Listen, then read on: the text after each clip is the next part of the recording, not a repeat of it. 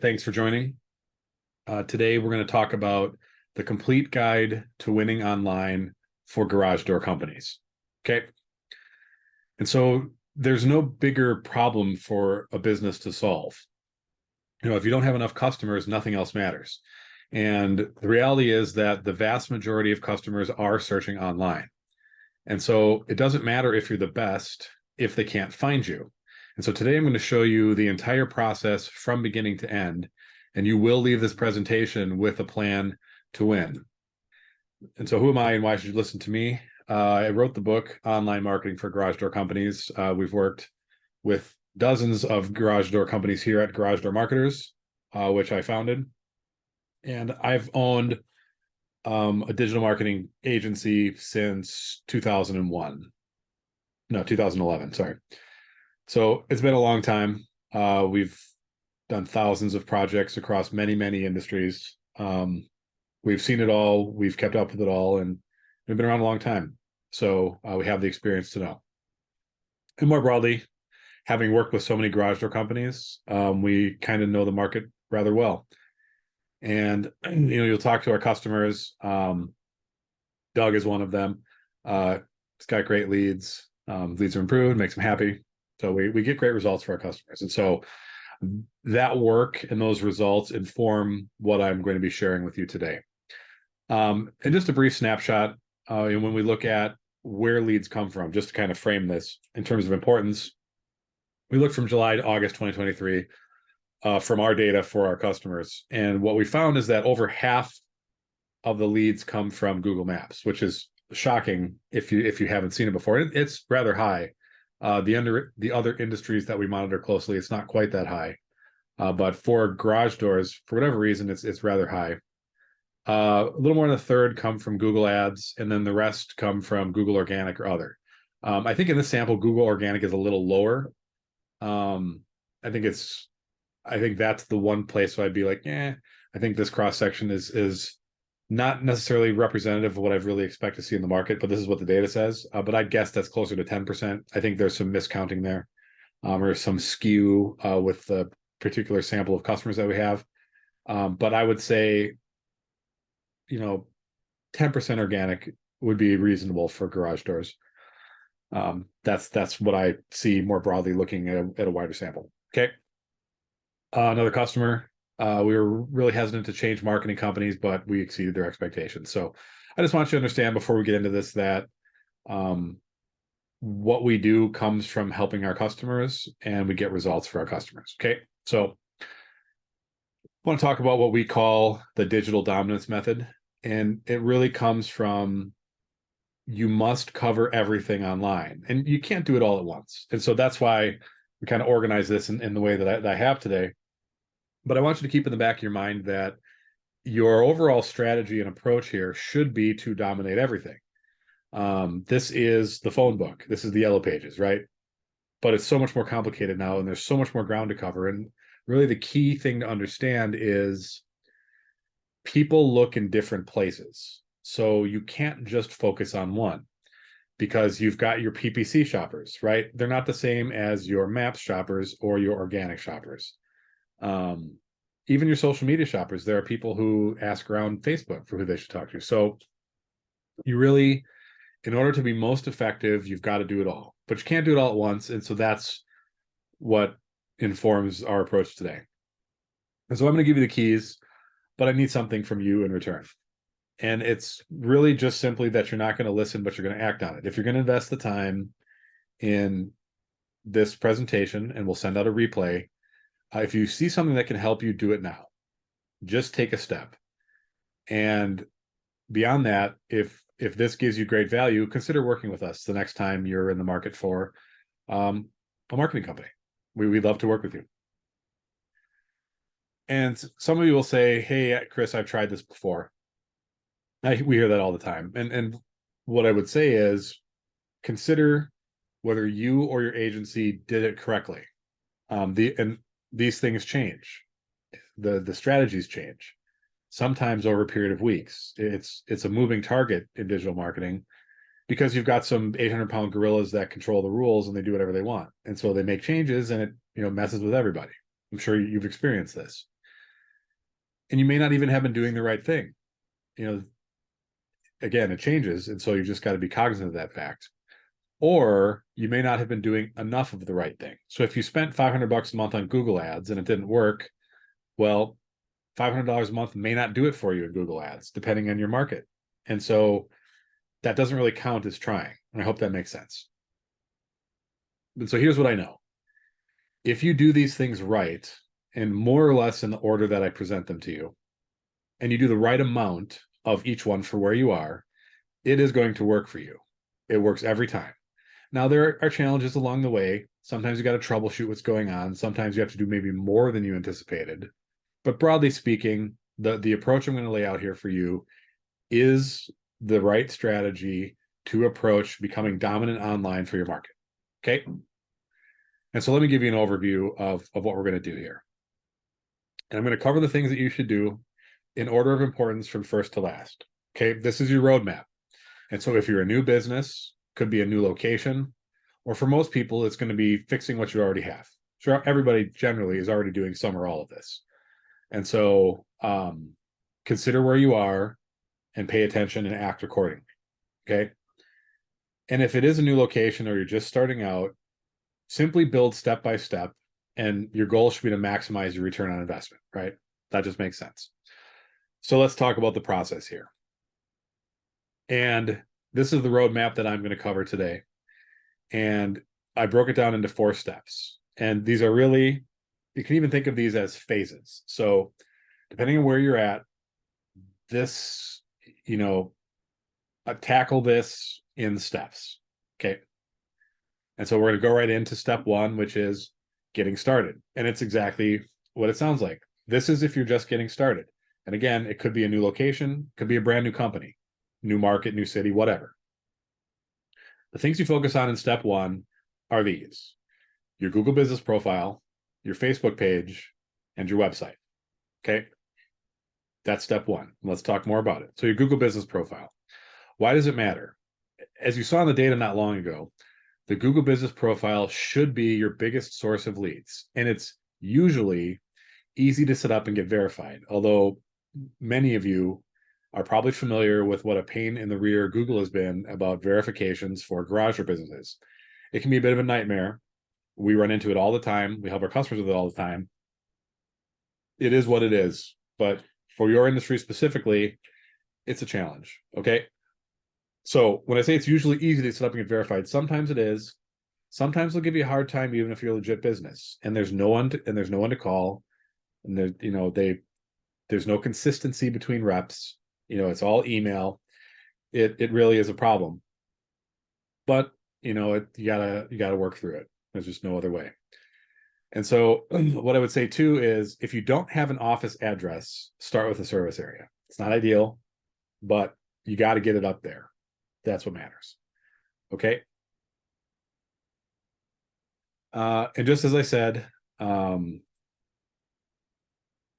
your leads are mostly going to come from maps. And so that's how you got to tackle. So I wanted to think about it when we're considering the Google business profile. Who is the biggest and strongest competitor in your area? Think about them and the amount of coverage they have. And have you checked out their maps GeoGrid? There's tons of tools that can do this. Local Viking is one that we use. There's lots of them. Local Recon, I don't know what they all are.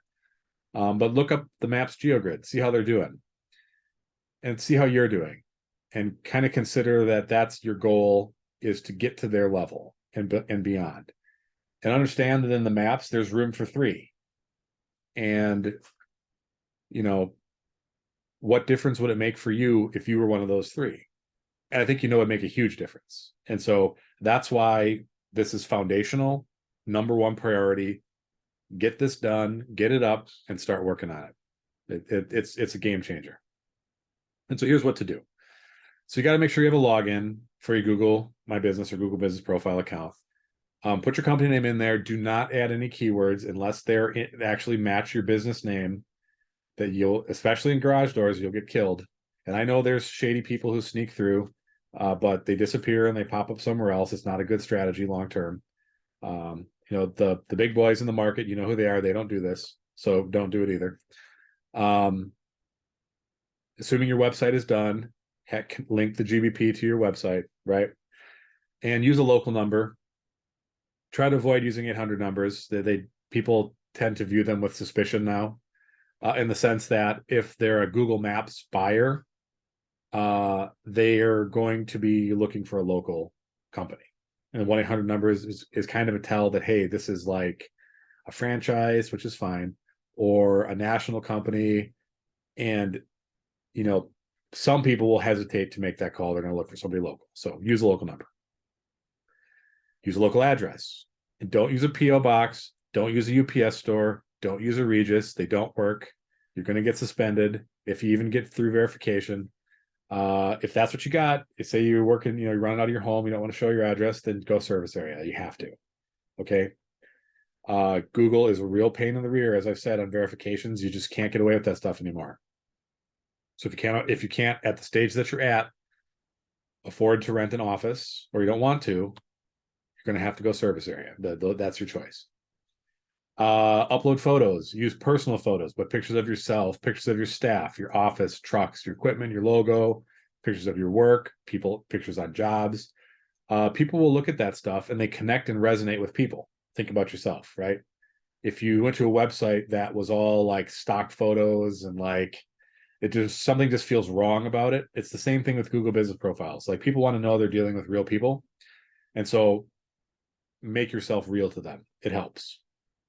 And then list your hours and operation and services you offered, of course. And then keep an eye on your performance. So once you've got this all set up, you will, and I'm sure most of you know this, you will be able to see the performance and the statistics and kind of interaction it's getting. This is all useful stuff to keep an eye on, and make sure that you're getting better presence over time. Okay, so don't neglect to keep an eye on your performance. And just on a day-to-day, kind of overall, week-to-week, what do you do? Best practices: keep updating your photos, add to them. When you do jobs, just put in your photos. People love looking at that stuff. Post updates at least 3 times a week. And this is Google. People always said, do I need to keep my website fresh with blog posts and stuff? No, but Google Business Profile, yes, it does matter. Respond to reviews. This is one that was proven. There was an algorithm leak recently, and this was verified as a factor that Google looks at. So respond to those reviews and answer any questions that get posted. It doesn't happen a lot, but if one gets, if someone asks it, answer it. Okay. Takeaways: get this right. It is the most important thing you can do. And we'll talk more about this later, but aggressively pursue reviews politely. Reviews are king, very critical.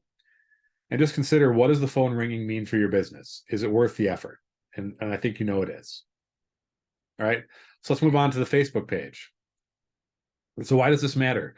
Your Facebook page is another free and easy asset that can get you leads. Now, you're not going to get a ton of leads from Facebook, but it happens. It does. Especially people have little discussions like, hey, what garage door company have you worked with in the area? Oh, X and Y garage door company, and they'll tag your Facebook page. They can't tag your Facebook page if it's not there, right? So this is one of those things you just got to get set up. It makes you a real company to people. It's just one of those things. And customers will check you out, and people do seek recommendations there. So, if nothing else, get it set up. And here's what you do. So you create the business page using your company's name, upload graphics, have a profile photo of your logo, cover photo of your work, ideally, update your bio using this formula. Line 1, what do you do? Line 2, who do you help? Line 3, call to action. That's it. Just keep it simple. And then update your details, the categories that you do, your contact info, websites, and any other social links.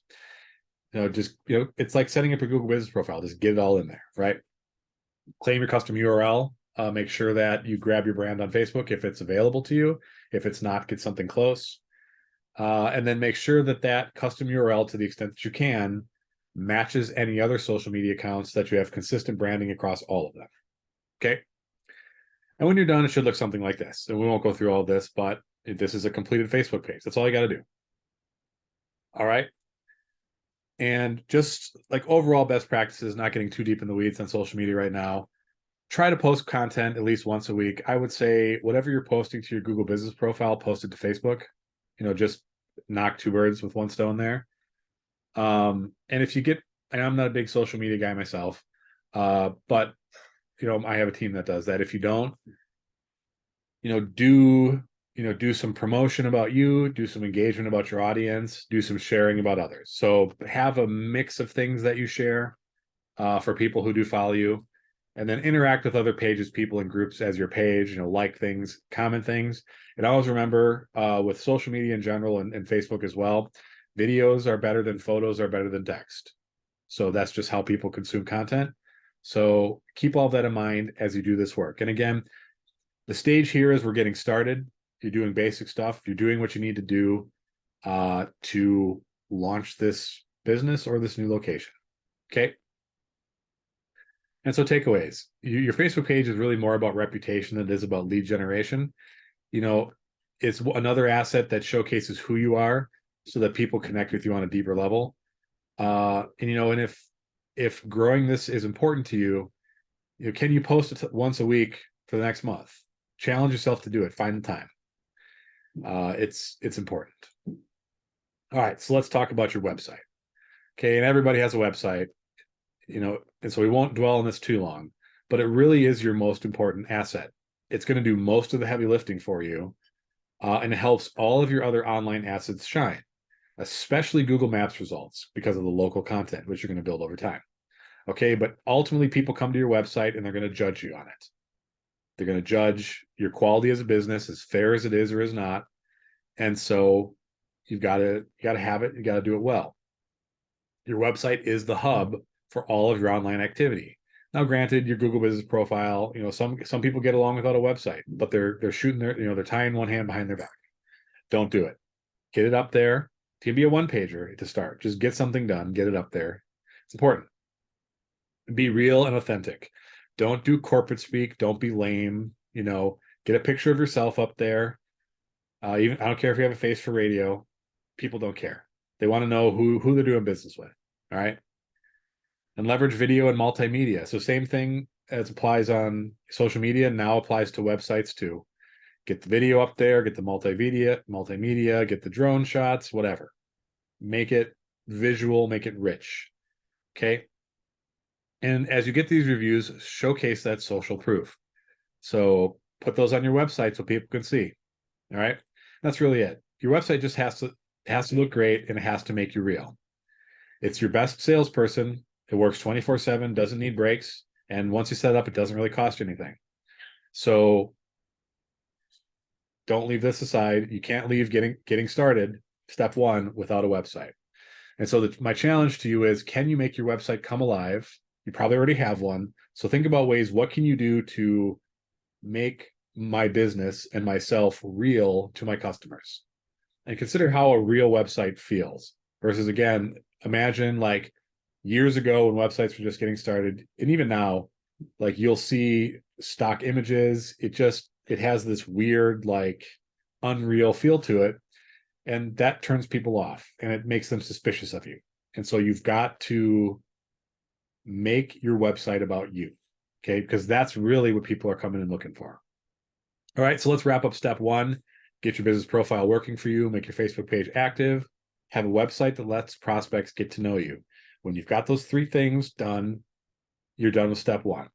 And then it's time to go to step two, which is get competitive. All right. And so what have we done so far? We've covered get started. We're getting into get competitive. What's in step two? Google Ads, and I'm include LSAs in here, SEO, reputation management. That's what we do in step two, going from getting started to getting competitive. Okay, so let's talk Google Ads. So why does this matter? As you probably know, maps only go so far. So you only have a certain amount, especially when you're getting started, you have a very limited range. And even as you mature and as your Google Business Profile gets powerful, it is only going to take you so far. And the vast majority of garage door businesses that we talk to have a service area that vastly outcovers their maps, their maps reach. Okay. And so what do? What you do is Google Ads. Because with Google Ads, you can and will cover your entire desired service area. Everywhere you want to hit, you can be seen. It's got the highest visibility. Google is a business. They're one of the biggest businesses in the world. and they're one of the biggest businesses in the world because of their ad revenue. And their ad revenue is taking your money so that people who are searching for your keywords see you first. That's their business primarily. And so, this is one of those things that you have to do it. And it should be profitable if it's done correctly. Okay. Now, that being said, it's not always easy. And we have a ton of experience running Google ads for garage door companies and many other industries too. And so we're in a somewhat unique position because we have kind of deep expertise in multiple industries to kind of have a little bit of a better understanding of just how challenging this is. And I'll tell you why. Because having run successful campaigns for multiple, say garage door companies or whatever companies, we know what works, right? So in theory, we can simply, hey, this campaign is working great. I'm going to copy it and I'm going to paste it over here. And you would think logically that you could expect similar performance. And unfortunately, you cannot. And this is what has happened with online advertising is it's such a black box of algorithmic things that they don't disclose to you and they don't tell you, and you just, hey, trust us guys, we're Google. And so even when you set everything up correctly, from a known set of ads and keywords and ad groups and structures and landing pages, the whole ecosystem that has been proven to work elsewhere doesn't always work when you launch it somewhere else. It's the craziest thing. And if I hadn't seen it myself in multiple industries, I'd say it's something we're doing, but it's not. And so when you publish a new Google Ads campaign, you monitor it closely because you have to see, okay, well, is it performing per expectations? And there's all these different things you got to try, negative keywords. I'm not going to get into it all. But you have to kind of tweak it and test it. And, okay, why are we behind? And sometimes it works great. Sometimes it just works. And we love that. That makes everybody happy. But all this to say, you have to run Google Ads, but Google seems determined to make it way harder than it should be. And, it's their platform. They can do what they want, but we all have to deal with it, and it's no fun. Okay. So again, over a third of your leads should come from Google Ads, right? And so it's, you can't run from it. You just have to learn how to do it. You got to master it and you got to excel at it. And there's no other choice. And so what are some other reasons it should be part of your strategy for step 2 here? And it's you can start showing up quickly. So as you know, SEO takes time. Some people say it takes a long time. Some people claim it can go fast. But usually if it's going too fast, they're cheating and you risk suspensions and things you don't want, especially in the garage door space. But with Google Ads, you can start showing up quickly. You can show up as often as possible, budget permitting, where your customers are looking. And, you can really, within reason, customize what you show for. If you want to target specific types of business, if you want to target repair business with ads, if you just want to focus on install, new door installs or new opener installs or whatever you want to do, you can do that. And so it's nice in that way. And there's unlimited scalability in the sense that typically you have to spend a lot to max out your budget. And by the time you're getting to that place, you probably have other locations that you want to run budget to. So within reason, it's scalable to the level that you can actually absorb the work, generally speaking. And so it's important to consider that. So why do most Google Ads campaigns fail? Well, number one, Google will nerf you from the beginning, and it could take a month to work that out. But setting aside that, broadly, why do campaigns fail? It's a failure to understand the auction process and the complexity of the garage door industry. So you can't, each time you run an ad, it's an auction, and it's not the same thing even 10 miles away. There's different factors involved. There's different competitors involved. It's an extremely complex thing. And just because you get results over here in your service area at a certain cost, you cannot expect the same results over here for various reasons, more competitors, more dense, and whatever. So you have to just kind of understand that and expect that as you do this, and not give up on it because you don't necessarily like the results. You will set up just one ad group for all services. Don't do that. It's very bad. You need to break things up into logical groups. One, just for management, but two, you're going to end up spending more money and getting poorer results, and it will make you fail. If you fail to also have your text ads align with your ad groups and your landing page. Now, you don't necessarily need 100 different landing pages. You can even just use one landing page if it's constructed well enough. But you've got to have this alignment between ad group keywords, ad text visible to searchers, and landing page. There's got to be synergy there. I hate that word, but you know what I mean. Or you're going to have suboptimal results. And you also need a strong call to action or offer on the landing page. If you don't have that, it's just not as effective. The studies have shown it time and time again, and just experience. We see the difference when you have it. Okay, so one of the things that you should consider, in addition to all that, is conversion tracking. And we're not going to get into all of this. I've done webinars on these individual topics, so go watch those if you want. But just hitting the kind of the broad strokes here, you want to track your conversions. Well, the best practice, the best thing to do is dynamic number swapping with different phone numbers so you can differentiate between PPC traffic, organic traffic, or direct traffic. There is some native tracking within Google Ads itself, tracking conversions, but be aware that behind the scenes there is an attribution strategy, and Google tends to be, and Facebook also for that matter, tends to be rather selfish about attribution. And so, say someone heard about you, from an organic search, wandered off, and then 3 days later came back through an ad, they're going to attribute that to the ad, even though they really found you in an organic search, and Google knows that. Okay, so be cautious with attributions. If you have dynamic number swapping and you're cooking these people, then you can track that and you'll understand where it really came from. Okay. So I don't want to go too much into conversion tracking here. Like I said, I've got another webinar on that, but be aware it's something to be thinking of if you want to do this really well and you want to really understand your ROI and you understand how effective things are and how to improve. The best practice is to do conversion tracking. Okay. When you're considering your KPIs, obviously the first number you care about is your total spend. You care about average cost per click to some degree, but I don't make that your key metric, because what will happen is you'll end up throwing away good keywords just because it seems like they have a high cost per click. But if you're tracking conversions correctly, those might be your best converters. So if I have a keyword that is $20 cost per click, but gives me ads at $50 on average, or gives me conversions, gives me leads, $50 cost per lead, right? $20 click, I don't care about that $20 cost per click.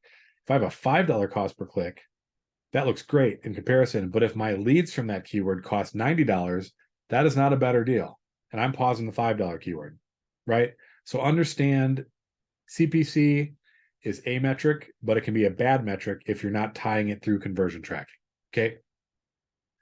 And average cost per lead. So understand what your costs are and if they're profitable for you. And you have to be kind of reasonable about this. It varies time of year, it varies in location, it varies by service.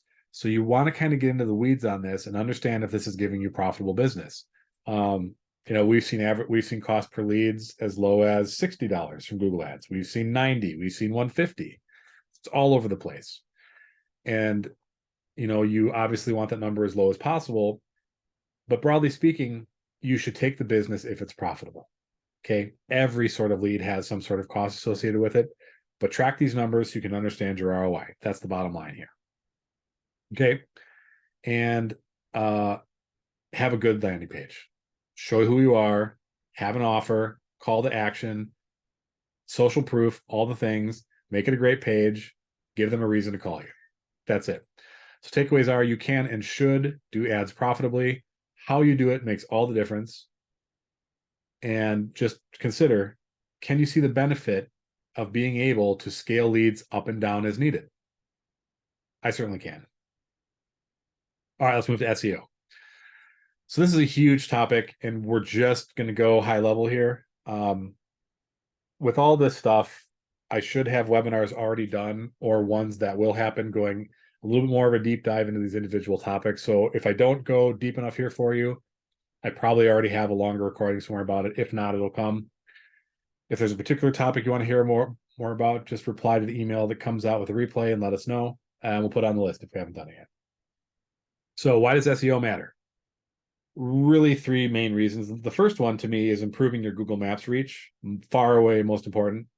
Second is organic, so compete for buying search terms. There's leads there, you want to get them. And just bottom line, the majority of your leads, over 50%, are definitely coming from SEO, from maps plus organic. Whatever the final numbers are, that's what you should see.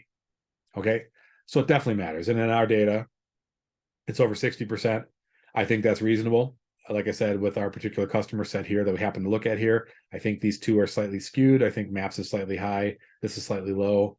Generally, I see closer, in garages, maybe 40-20 here ish, whatever. You get the idea. However you slice it, SEO is the big driver for you. And so SEO still matters. And there's all kinds of studies that show where the clicks go and who gets the clicks and where it matters. And so obviously you need to have a strong focus on this. Okay. Briefly touching on organic SEO, the main takeaway you want to have is you need a page for each service and you need a page for each city you want to target. Okay.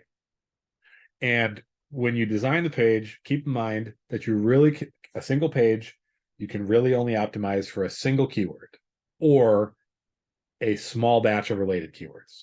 And you could add some local flavor on it too, right?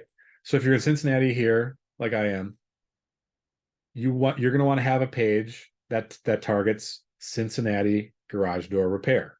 The service is garage door repair. The city is Cincinnati. Okay. That's your organic page. You're going to have a city page too. And the way you interlink all these things is beyond the scope of what I want to cover here today. But just keep in mind as you're thinking about SEO, when you're thinking about keyword targeting, you're thinking about organic, and you want to cover your geolocation and your services. And just make sure you've got a page for each service. One for openers. If you do gates, you want one for gates. One for commercial if you do commercial doors.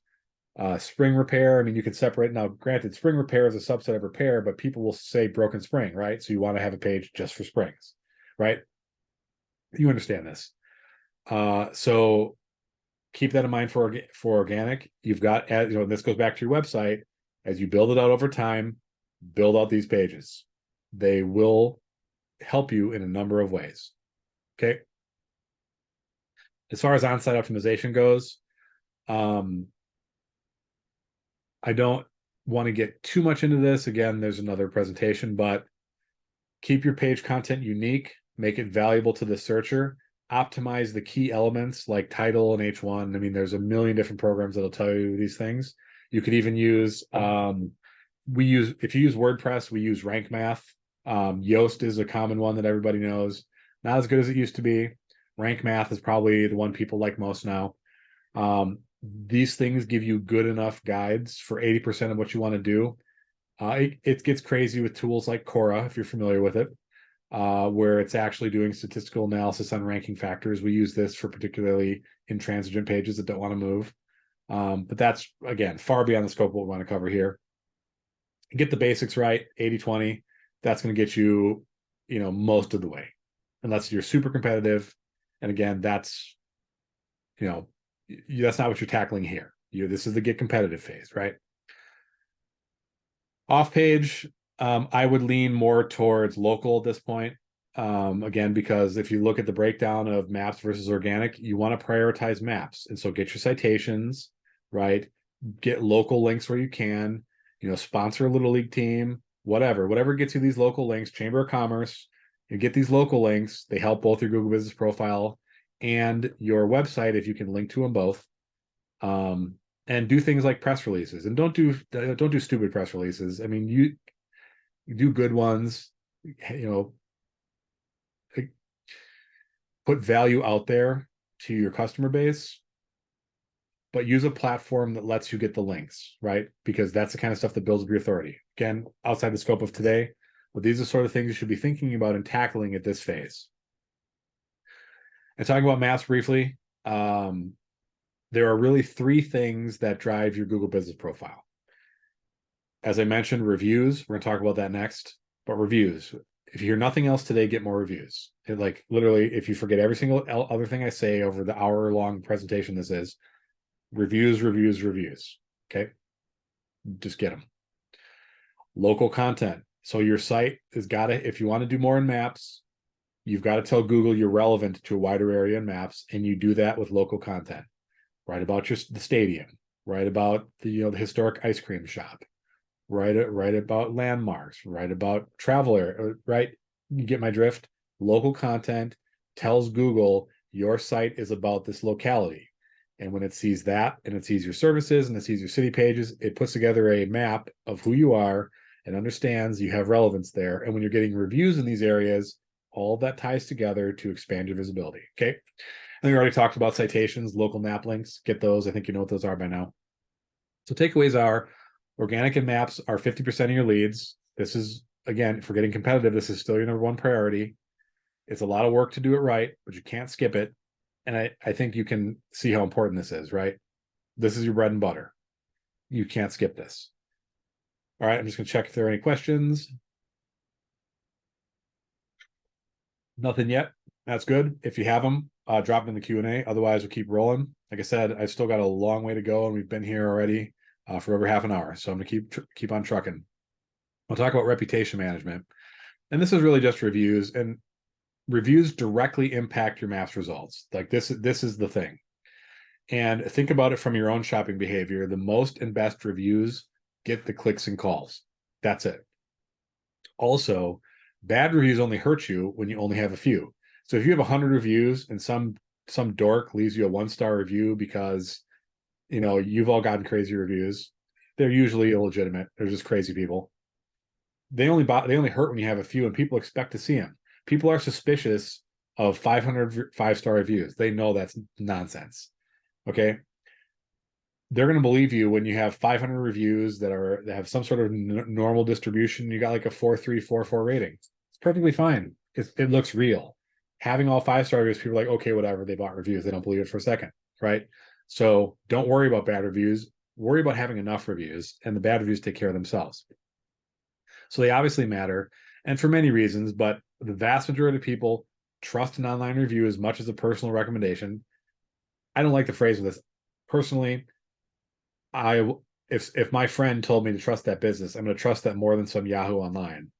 But whatever, maybe I'm weird.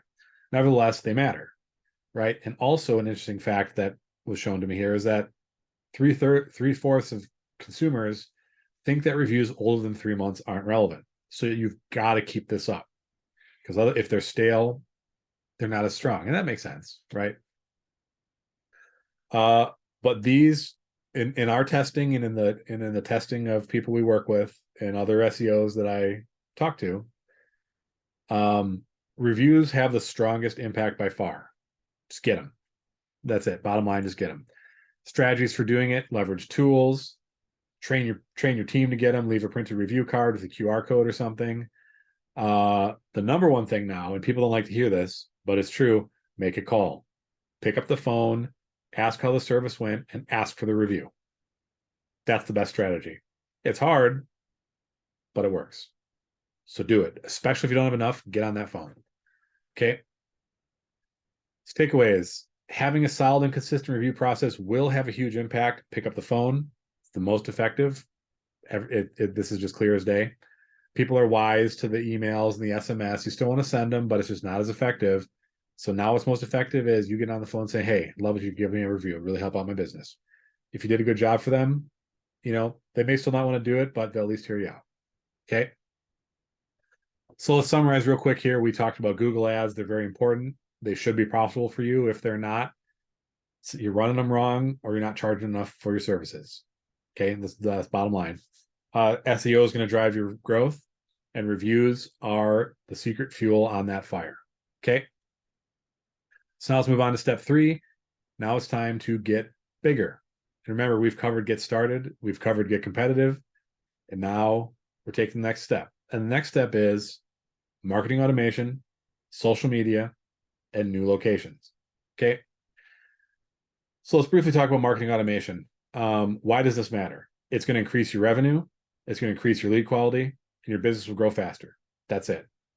I mean, bottom line, it's that important. And so let's just hit 3 ways to increase conversions, which is what marketing automation is really all about.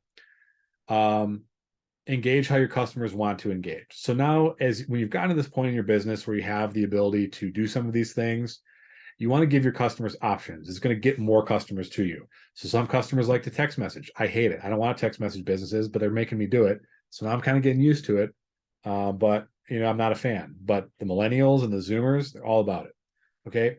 And eventually they'll own homes unless, certain people continue to wreck our country and our economy, in which case, all bets are off. But assuming the good guys get their hands on things again, we should see improvements. And that means the younger folks will start buying houses, and then they're going to need garage doors installed and repaired. And they're going to want to talk to you via text messages. Okay, that's just the reality. And the stats show that, text messages are opened, read, and responded to. They just are.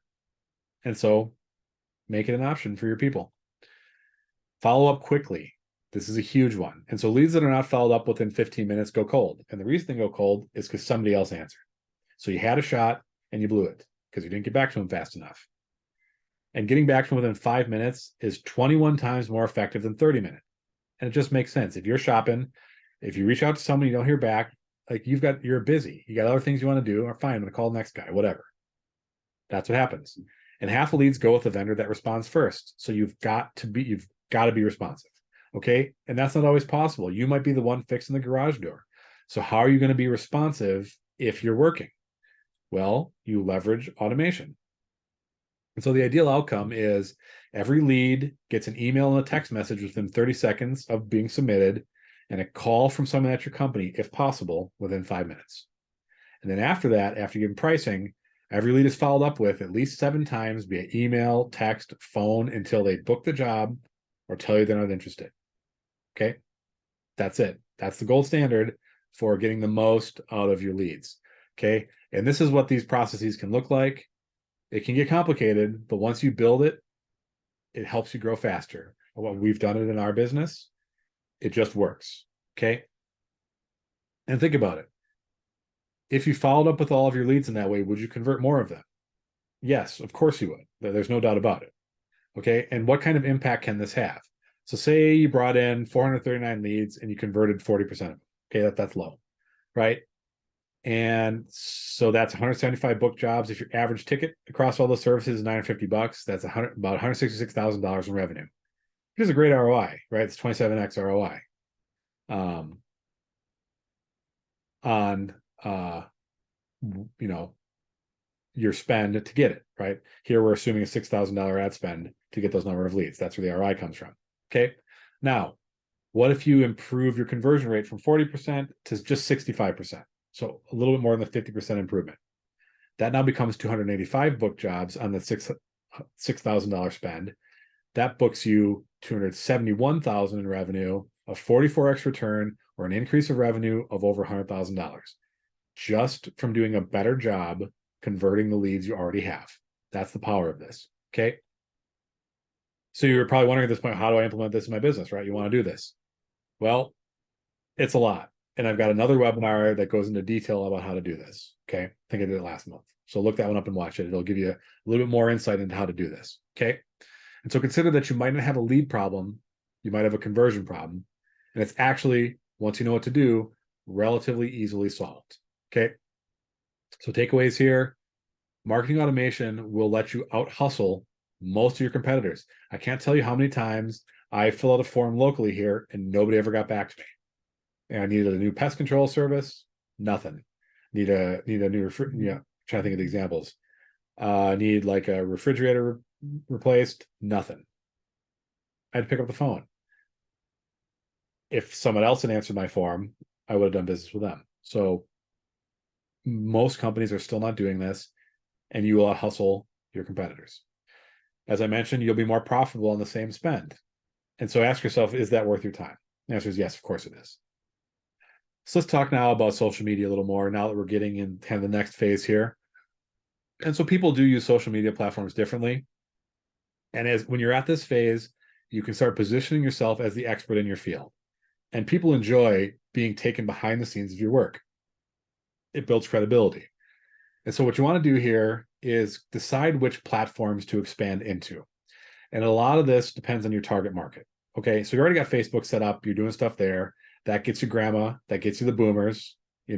Kids all ran away from that platform, but that's where the money is, right? It's grandma and the boomers, you know that.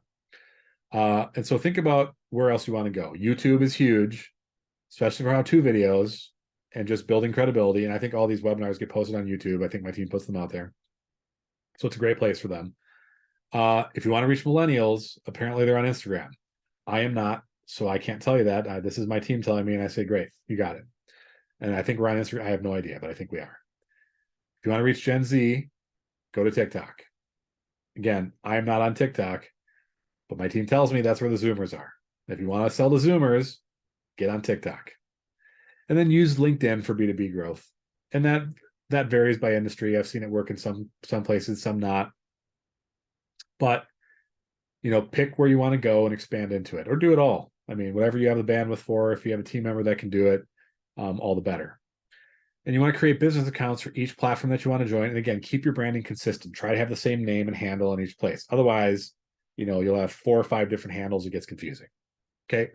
And create different specific content for each platform. So how you approach Instagram versus how you approach TikTok is different. And I have no idea about any of it, so I'm not even talking about it anymore. What to do? So shoot photos and videos of every job you do and save them to Google Drive or whatever for future use. Use a social media management tool to schedule things in advance. This is something you could do on a Saturday. Just sit down for a couple hours, hour, and just set the stuff up to publish throughout the week. Let it fly. Okay. For content ideas, a good idea here is to search your specific niche, in this case, garage doors, in Google, and scroll down to where it says people also ask. You may be familiar with the section. I'm sure you've seen it. And then just record a selfie video answering the question. It's easy content, and it works. That's what you should do. All right. So takeaways for social media: increase your consistency to 3 times per week. Okay, so earlier in stage 1, it was once a week. Let's get it to 3. Okay. Social media is always changing, so keep an eye on it. Analyze and adjust your strategy as needed. I would do that if I didn't have a guy who was great at it. And then think about which platform is most closely aligned with your business goals and start there. Okay. That's it. Now, let's talk about the next one, new locations. And so why does this matter? This allows you to overcome Maps proximity limits. So as we mentioned earlier, Maps are going to get you so far. Ads will get you over here. But if you really want to tackle this area, you need a location there. And that's what we're talking about here. Also, you look like a bigger company. If you have more locations, well, you must be a bigger company. I mean, that's what people checking you out will think. And if you do it right, there's just a very high long-term ROI on a new location. Yes, you have to pay for rent, but it should pay for itself when you get your maps dialed in. Does that kind of make sense? So what to do? Find an area you'd like to expand in at least 15 miles from your current office. 20 miles is better. Now, this can vary depending on where you are and how dense things are. So use this as a rule of thumb. But if you want to figure out the exact one, just use GeoGrids, look at the big dogs, look how far they go before they fall off to the 20s. Okay. Look at where they have actual coverage in the map pack, right? The top 3 spots, and just calculate that distance. So look at a couple, see what the average reach is in your area, and then don't overlap your maps profiles. That's the game here. Okay. So if you're down here and this is your overlap, don't overlap with your new location. Give it some room to breathe. Okay. Don't, because you will interfere with each other. So don't do that. Give it enough space so they are distinct and they have distinct service areas. Okay. You're going to need an office. So use LoopNet or your listing choice to scout for suitable office space. And then what kind of office space you get depends on your objectives. If you're going to staff it, make it a real office. Okay. If it's just going to be a sales office, just find like 1,000 square feet, for $800 a month or whatever it is. Put a desk in there, put some chairs in there, put some signage up, put a water, whatever. I mean, go in there and make phone calls, whatever you need to do, but just have a small little office, make it a sales office. That's what I do. My team's entirely remote. So I just set up a sales office, but I get maps presence in the area for my legacy agency. And so that's what we do.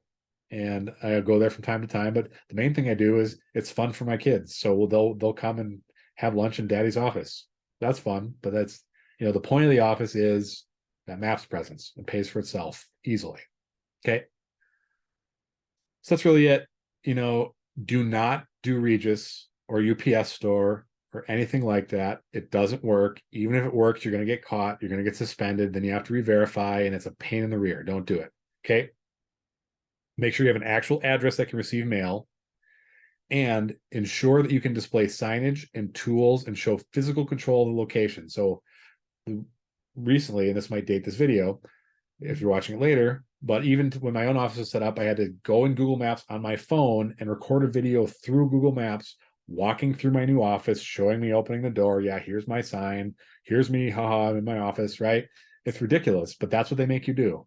So just be ready for it. And that's why you need the actual physical office. And in many ways, this is good because, as you know, in garage doors, you get a lot of shady operators doing shady things. And for you guys, it's good that they lock this down because you know the kind of stuff that goes on, and it's not good for real businesses. And so this is good in a way. It's just a door to jump through. Okay. So ask yourself this: how many big dogs have one location? And the answer is none.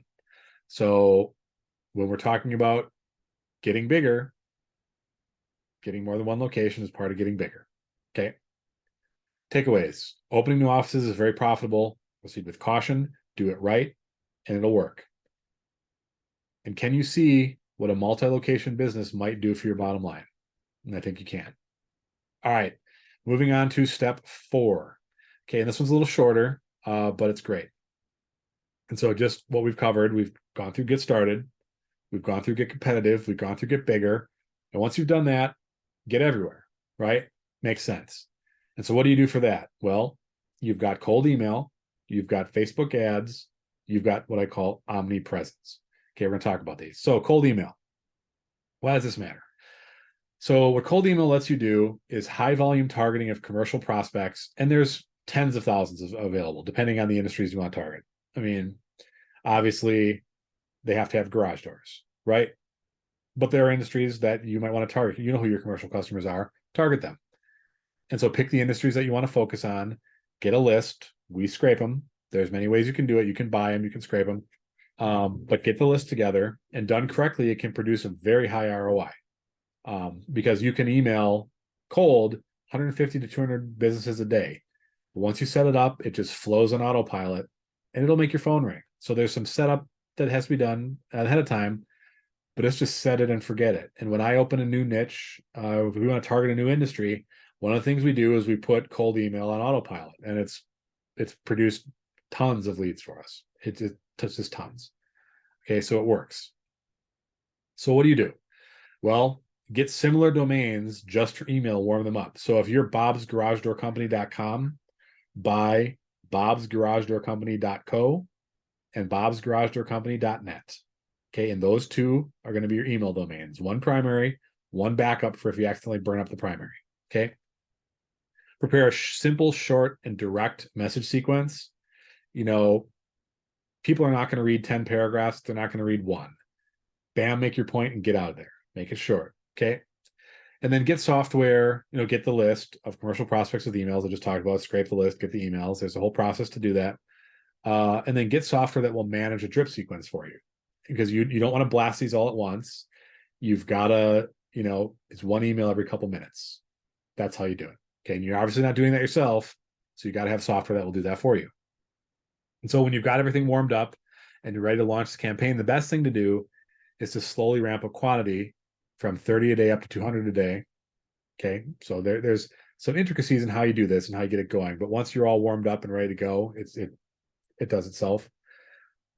You want to have a process for handling responses. And ideal for this, again, is marketing automation. So if someone replies, there's a sequence for that. It lets you know that they replied and maybe sends them a response. There's a number of ways that you can do this. But ideally, you want to set it up where you can get them to the point where they're picking up the phone to call you, or scheduling an estimate just from your cold email sequence. That's the idea. That's what you want to get.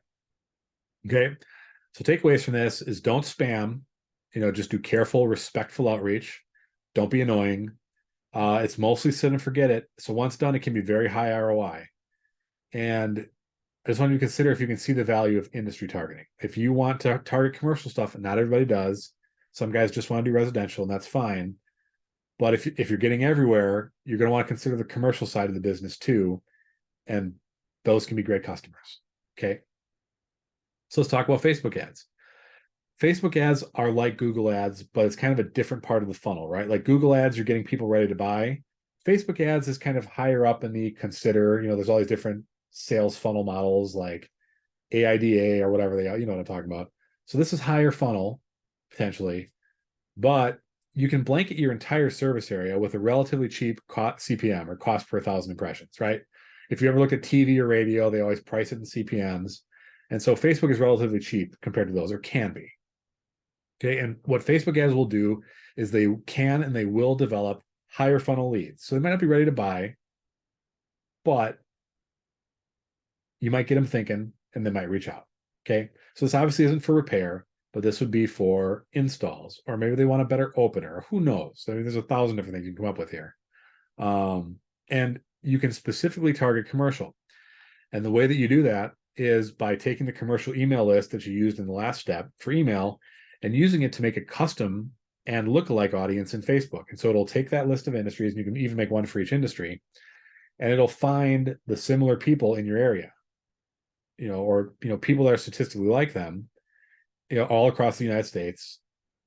So you'll have these people in an audience, and then bound it to your geography and run the ads. And now with high statistical probability that those types of people who own those types of businesses are seeing your ads for that business. It's very powerful. Okay. You want to write ad copy that is simple, clear, and direct. What's your offer? Who's it for? What do they do? Bam, you're done. Make it simple. And use images that capture attention and are relevant. Video is better. Video always performs better on Facebook. But you can use an image. Shows you. Oddly enough, using images of your family works well because it looks like a Facebook picture, right? And they're like, oh, this is an ad, but you've already got their attention. Okay. You can also target higher end residential. Again, depending on your goals and service offerings, if you want to sell high-end doors, high-end residential doors, Facebook ads is a fantastic way to do it, because that's the kind of sale where somebody with money is going to be on Facebook, and they're going to see these beautiful garage doors, and they're like, I want that. Okay. Maybe they have just the boring garage door. Maybe they want a beautiful custom door. Okay. That's how they're going to find it from you. That's the power in residential here. Okay. The audience and targeting will be different. You can't use that commercial lead list, but again, these will be higher funnel leads, but they're still leads. And you work them, you develop them, you have marketing automations to push them across the line. Okay. So the takeaway is you can target specific industries and customer types with Facebook ads. It's a completely different lead pool than Google ads. And, just consider, can you see the importance of visibility over your entire service area with a different pool of leads? I think you can see the value there. Okay. So now with that basis, let's talk about omnipresence. Okay. And this is like I don't want to call it the Super Bowl, but like this is when you put it all together. Okay. So why does this matter? You'll hear people say things like, man, I see you guys everywhere, right? You can reach every prospect multiple times in a short time frame, which is going to give you a higher conversion rate. See somebody 7 times, boom, they'll call. Okay. Not always, but you understand what I'm saying. And you'll just seem way bigger than you are. You can be a one-man band and you can pull this off, and people are going to think you're a big company. Okay. So there's power in this. So what do you do? First of all, you got to choose who you want to target. You're going to go for commercial, you're going to go for residential. There's different strategies in play here. Okay. Plan your messaging. What offer are you, like, who's your target customer? What is your offer for them? And what do they have to do? Okay. Get that straight in your head first. And then plan your timing based on sales timelines, right? So if you want to sell a bunch of stuff in August, say, then you want to plan this to have this, and it takes, it's a 3-week sales cycle. Then you want this stuff dropping sometime in July. Do you understand what I'm saying? So you have to kind of think through how this stuff lands and in your timing, okay? Because you're coordinating a bunch of different things here. All right. This is the total campaign. You're going to do postcards, email, Facebook ads. You are going to take your list and swarm it and hit it a bunch of times. And if you want to be really aggressive, add in radio and or TV if you have the budget for it. So if you're already kind of at the level where you've got a much larger marketing budget, then add that stuff into it. We're not going to talk about that here today, but consider it. Okay. So what's an example sequence? So let's just imagine what this plays out so you can understand what I'm talking about here. So you have, you want to do a bunch of sales in August. So you start in second week of July. Okay. Start your Facebook ads right away. They're going to run the whole time with your message. Who are you targeting? With what? What do they do? Facebook ads running the whole time. Then you got your cold email list if it's commercial. Okay. You can't really do this residential. But if it's cold email, if it's commercial, take a cold email list, 2 to 3 emails prior to your postcard drop. Hey, we're going to send you something. Hey, did you get it in the mail? Or whatever. Or hey, we're XYZ company. Work out the sequence yourself, how you want to put it out there. But you've got these Facebook ads running, hit them with a couple emails, bam, the postcards drop, hit them with a couple more emails. So over this 3-week time frame in July, your target market has seen 4 to 6-ish emails from you. They've gotten a postcard from you, and they've probably seen your Facebook ad 4 or 5 times. Okay. So anybody who's going to be in the market that's on your list in that time frame will have seen you enough to decide to take action. Okay. This is omnipresence. Okay. And this is a very, very powerful strategy. Okay. So what you're doing here is you're kind of doing a combined arms campaign to drum up as much possible business as you can from your list. You're going to look like a big dog they can trust. If you're all over the place, it builds comfort and trust and credibility. So can you see how this looks to the customer? It looks great. And so this is why when you've kind of reached the point where you really want to expand, you want to start thinking about marketing this way.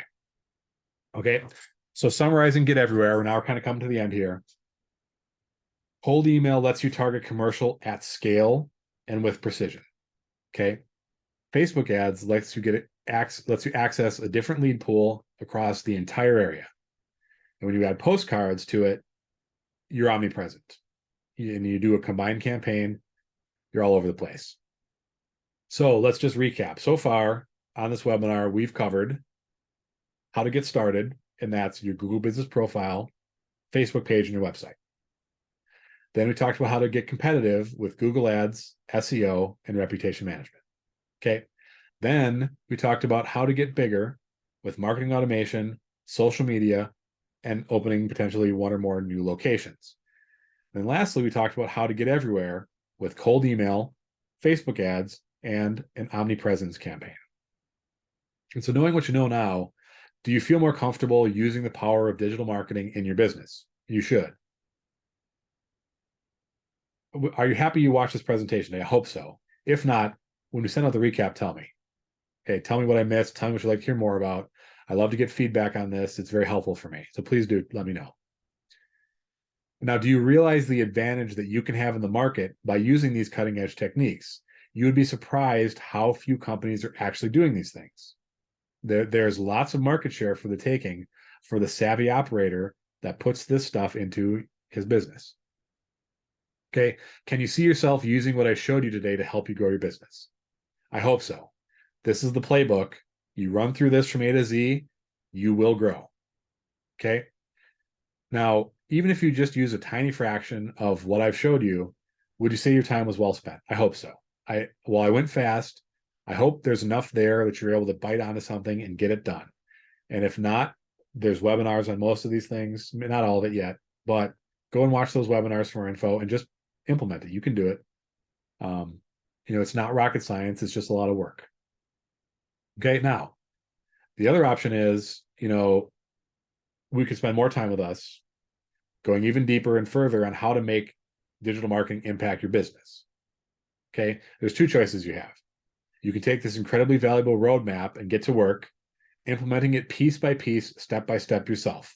And I hope there's enough here for you to do that. That's the idea. Or you can take the step our customers have taken and work with us to take these things to the next level and have us do it with you and for you in many cases. So I want to just give you briefly our garage door marketers service plans. Okay. So we have a plan for where you are in your journey. And that sounds kind of goofy, but you know what I mean. Okay. So we offer done for you services that build assets that you own forever that help you dominate your market and grow your garage door company. So not counting on repeat business and referrals, not buying crappy leads, but better jobs and better margins and more profit. Okay. That's our goal for you. And, what is it worth to keep you busy? The equipment's not cheap, the trucks at least, right? It can cost a lot of money, crew downtime. It's hard keeping employees as it is. And we could charge $5,000 a month and it'd still be a deal for what we do. But we don't do that. I think our plans are fair and reasonable. And we've designed them to kind of cover every stage of the process that I've laid out here for you today. And so these are our plans as of right now, as I'm recording this. And our starter plan is designed for step one, just getting started. Starter plan is going to cover everything you need. Our growth plan covers steps 2 and 3, like you're getting competitive and you're getting bigger. Growth is going to take care of you for that. And then when you want to get everywhere and you want to do all those things that are in there, we've got elite. Okay. And you can move up or down between them. In fact, we want you to. We'd love you to come in as a starter and grow to growth and grow to elite. That's the roadmap that we've designed for us to help you do these things that I've laid out here today. Okay, so there's a plan for your needs. There are no contracts. You're not signing a 12-month agreement to be with us. We want to earn your business every single month. So we want you to stay with us because you want to, not because we made you sign a piece of paper. Okay, we have a contract that's a service agreement, right? The only clause is give us 30 days notice. Okay, that's it. And that's because we pre-position assets to help you. And so we need to be able to plan. That's our contract. Okay, the way we do this is we have a sprint and then recurring business. So we take where you are, we have a little project to get everything set up for you. Sometimes it can take longer than others. So we kind of have that on its own. Once we've completed the sprint to the level we need to, then we start the monthly recurring stuff. Okay, so we've designed it to kind of work in the most efficient way possible for our customers. And of course, our services are built and honed from working with garage door companies like you. And so that's how we know what we're doing. We also have some bonuses if you work with us. First one is you'll get a premium garage door listing. This is a project that we've worked on where we're working on building a list of garage door companies. You can check it out, garagedoorlist.com. We have most of the garage door companies in the United States on there, I believe. And we're building the strength of this site to make a play for garage door company near me all over the United States. And we want our customers to have a premium listing on there. You can not be a customer and pay for one. It's cheap. It's not expensive, but you have to pay for it. But for our customers, it's included. We give you a premium garage door list listing. Okay. Bonus 2 is a daily PPC industry report. So we track the top 25 markets and we publish that on a private page where you can see, who's running ads, what ads are they running? And, we look at this too for ideas of, well, what should we try for our customers? So there's tons of great information in here and we give you access to this. Okay. Third bonus for your customer is access to Revenue Commander. Revenue Commander does a ton of things. I have a whole webinar on it, but marketing automation, you do email newsletters, call tracking, all kinds of different software you probably already have. This does it. Revenue Commander. It's our solution that we use in-house for these things. Okay. So I want to talk a little bit about a guarantee. Okay. So can you guarantee results? We get asked this all the time. And we shoot you straight. Okay. There's a very simple, direct, and honest answer to this question, which I'll give you in the next slide. And anybody who answers any differently than this is not being straight with you. Consider everything else they tell you accordingly. Okay. Ready for the answer? Can you guarantee results? No. No one can. And anyone who tells you otherwise is lying. I don't control what Google does. I can't control who they show or where. Even with ads, as we've talked about, we have campaigns that are just killing it over here that struggle over here. And there's no way to understand why. Okay. I can't tell Facebook what to do or who to show ads to or what. We don't control these platforms. Nobody does. So anyone who says we guarantee results, they're hoodwinking you. It's not true. Nobody can. That's just the reality. But what we can guarantee is that my team executes the best possible approach based on their experience doing this for dozens and dozens of garage door companies. I can guarantee full transparency into the process, the results, the challenges, the plans, and strategies. So we'll be upfront with you what's going on. Okay.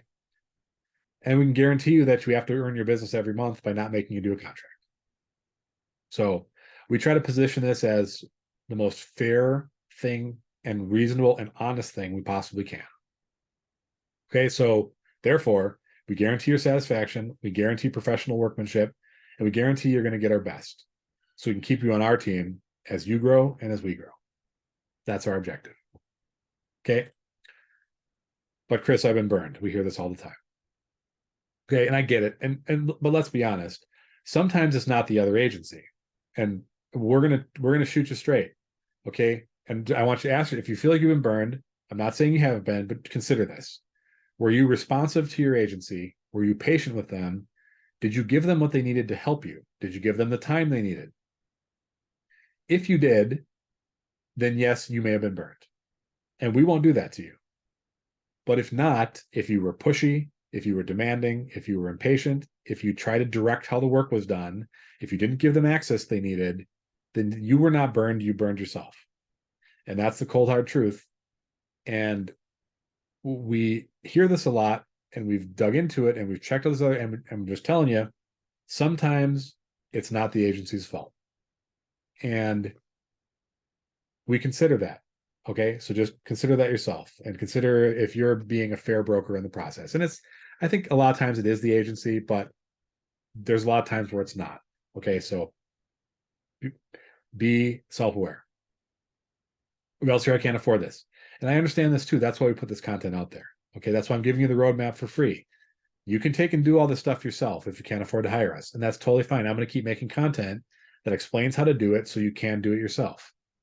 So keep watching the content we put out and do as much as you can. If you follow the steps I've laid out in the way that I've laid them out, you will start to get business. And if there's something you'd like more information on, reply to the emails and let us know. I'll make a video on it. I'm happy to do it. Okay. And you'll get to a place where you can hire us or somebody else. But of course, I want you to hire us. I mean, come on. Okay.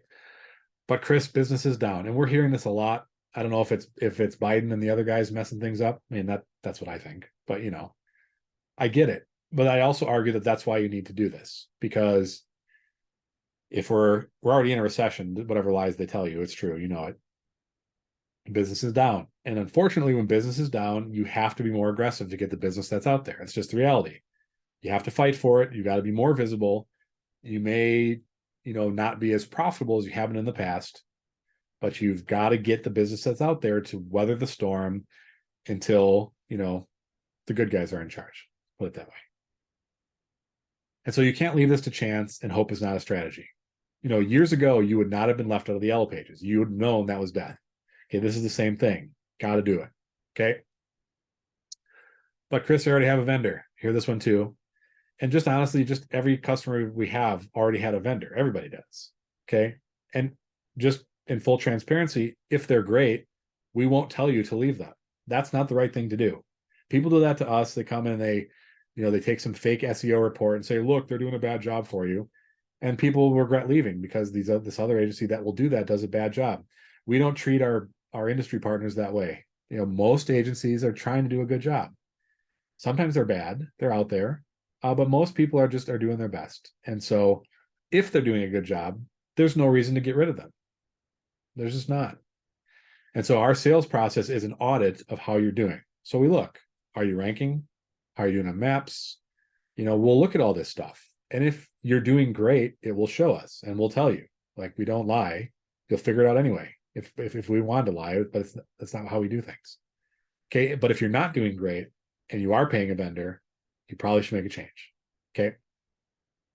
All right. Speaking of our sales process, we offer this free marketing audit. We look at all this stuff and we tell you how you're doing. To get it, go to garagemarketers.com/apply now. Fill out the form, give us the information, get in a call with Jason. We'll walk through all this stuff. Or pick up the phone. Okay. Just give us a call, fill out the form, and talk to us. We'd love to. This is it. I don't see any questions. Usually the garage door folks are very chatty, so I must have either been extremely boring or extremely thorough today. Hopefully with the latter and not the former. But I appreciate you taking your time here today. The replay will go out tomorrow. And thanks for joining. We'll see you next time.